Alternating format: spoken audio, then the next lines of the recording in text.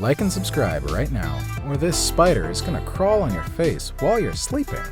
While you've probably heard of Rosa Parks, Harriet Tubman, and Susan B. Anthony, history is filled with amazing women who most people have never heard of. Whether this is due to the misogynistic nature of past historians, or simply because people failed to take note of their work while they were alive, many women have not received the recognition that they are due. Human history has often not been kind to women. Even when they escaped the strict boundaries society placed on them, they were often scorned. Cleopatra was a mighty queen, but to her Roman opponents, she was an Eastern witch who beguiled unwary Roman men to their doom, a reputation she has struggled to shake. Yet there are those women whose achievements were recorded and even brought them praise both then and now. There are thousands of talented women who have made the world a better place, but these 10 are some of the most influential. So let's take a quick walk down memory lane and let's see the most skilled women in the world from the pages of history. Number 10. The first poet. One of the first forms of writing to be developed was the cuneiform script of ancient Mesopotamia, which emerged around 3100 BC. Huge number of clay tablets bearing inscriptions in cuneiform have emerged from the sands and contain some of the earliest and most impressive texts from the ancient world. And of all the writings, the earliest author whose name we know was Enheduanna, a princess, priestess, and poet who lived around 2300 BC. Enheduanna was the daughter of the conqueror Sargon of Akkad, and it was he who gave her the title En, which was reserved for high lords. Having taken over the city of Ur, Sargon placed Enheduanna at the head of the city as its chief priestess. It was there she composed the poems that made her famous for centuries to come. While most of her poems were written as hymns to the Mesopotamian gods, like Inanna, some deal with the troubles she faced in her life. After the death of her father, she was driven from her temple. He has turned the temple, whose attractions were inexhaustible, whose beauties were endless, into a destroyed temple. While he entered before me as he was a partner, really he approached out of envy. Later, she regained her position, and for as long as the cities of Mesopotamia stood, her poems were copied and spoken. Before we move on, I've got a little challenge for you that will take just 5 seconds to complete. So here's the deal. You just leave a like on this video, smash that subscribe button, and hit the notification bell and you get 25 years of amazing luck. Try it. It really works. Number 9. The first chemist.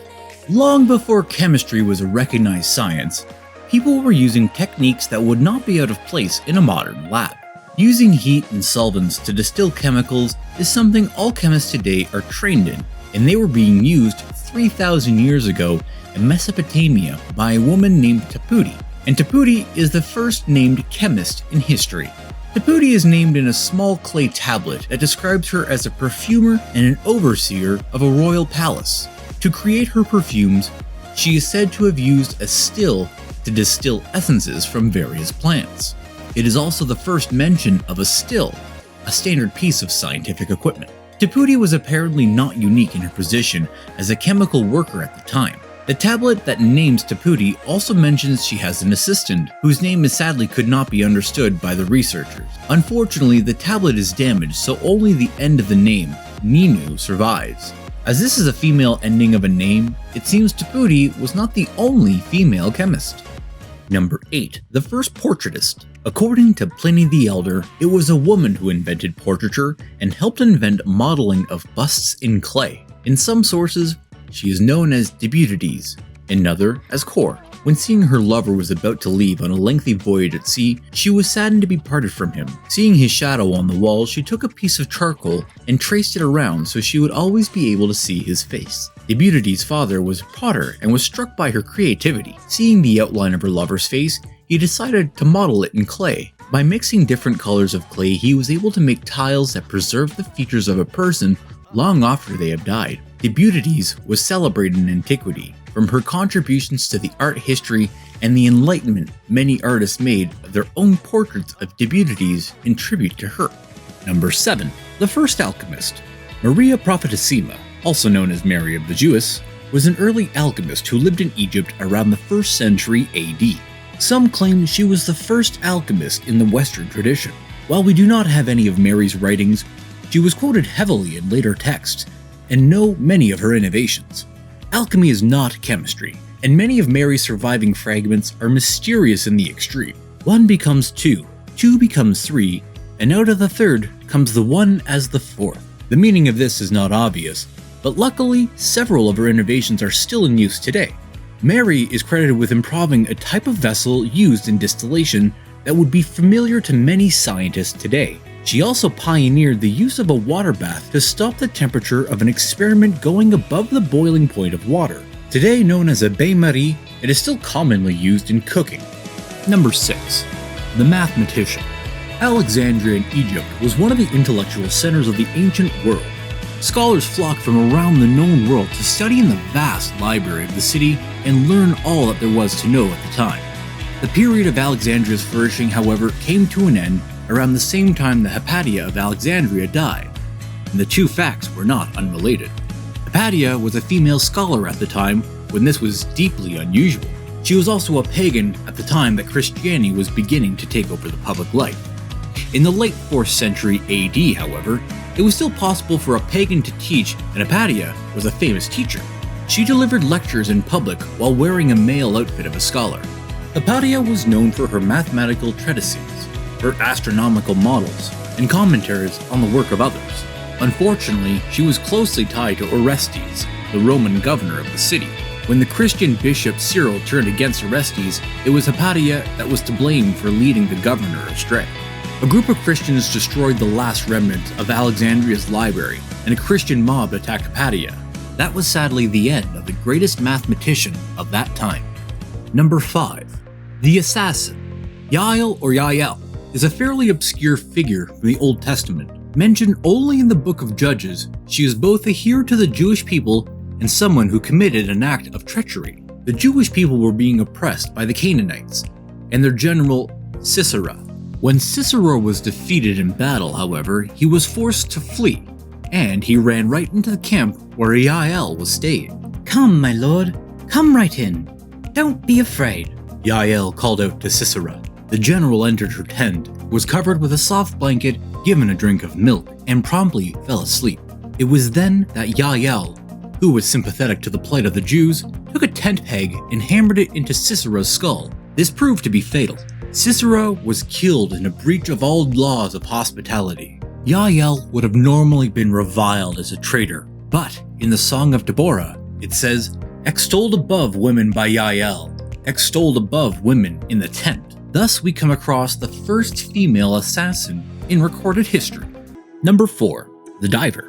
When Xerxes led a vast force of Persians against the states of ancient Greece, it seemed impossible that the Greeks would see off the invaders. In a series of stunning victories, however, the Persians turned back. One of those victories relied on the help of a female diver called Hydna.